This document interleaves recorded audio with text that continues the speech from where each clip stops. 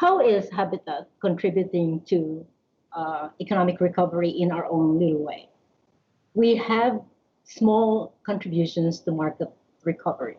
One is that we are doing homeowner bills. This homeowner bills is the first modification is that the homeowner is the one who is in charge of the construction. How do we do it? We provide funding support to homeowners through a cash transfer company. The cash is released 2 tranches based on completed outputs agreed in the construction plan.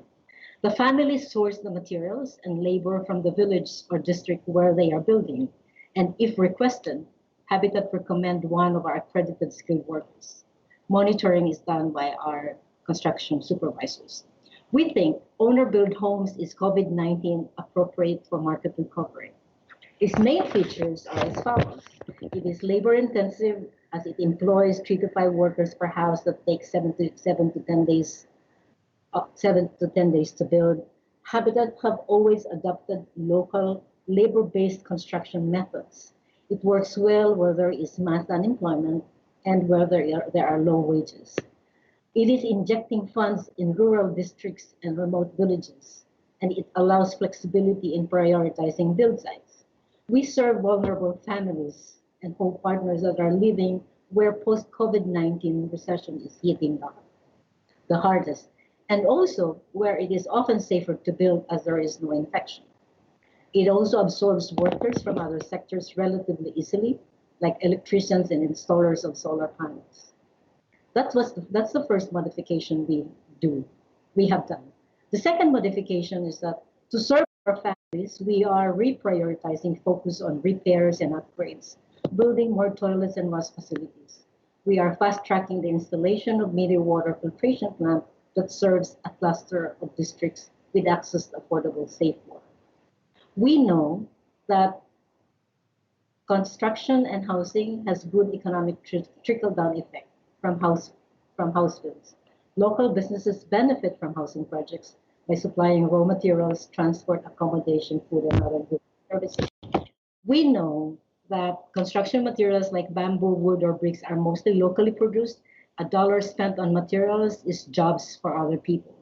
For materials that are imported, cement, steel, and other composite products from Thailand, Vietnam, Malaysia, and China, our construction suppliers work with traders and local transport sector in moving these products from overseas.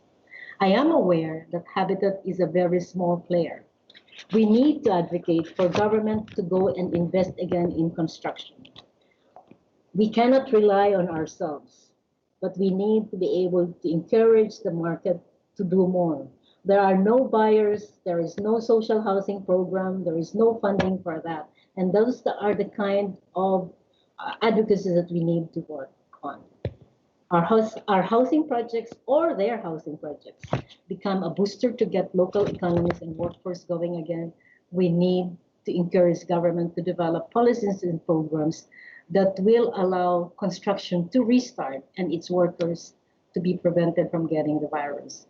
We need large government and private sector projects soon, and that these investments in major cities should be balanced by investments by smaller, rural, small infrastructure investment like improvements in clinics, waste management, water treatment, or upgrading of informal housing, because all of this engage local resources and businesses. Again, I am saying this does not change the national economy, but we are contributing in our little way in the small, rural, and remote villages and in that local economy.